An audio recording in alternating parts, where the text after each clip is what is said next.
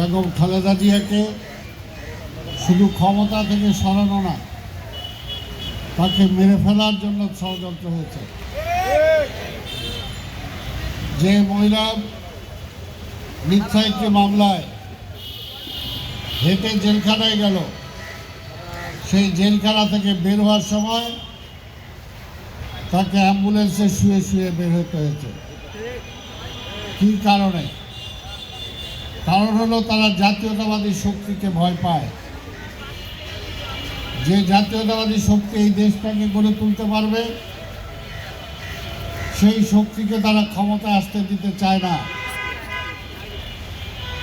আমরা দেখেছি শেখ হাসিনা নিজেই বহুবার বলেছে, আমি কিসের জন্য নির্বাচন দিব? ওই তারেক রহমান আইসা দেশ চালাবে সেটার জন্য। তারপরে আজকে 24শে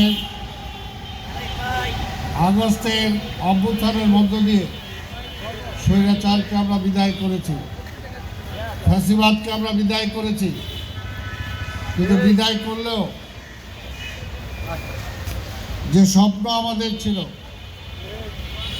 যে শেখ হাসিনাকে বিদায় করার পরে এই দেশে গণতন্ত্র ফিরে আসবে, মানুষের মুখে হাসি ফুটবে, বিদ্যুতের দাম কমবে, পানির দাম কমবে, চাল ডাল তেল নুনের দাম কমবে, দেশে একটা শৃঙ্খলা ফিরে আসবে।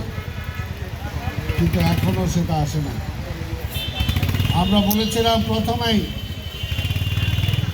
ইউনূস সাহেব আপনি একটি রোড ম্যাপ দেন, আপনি কয়দিন থাকতে চান, কী কী সংস্কার করতে চান, কোন কোন বিচার করতে চান, কতদিন সময় আপনার দরকার। কিন্তু আমরা বলার পরও কিন্তু তারা সেই সময় বা রোড ম্যাপ দেন নাই।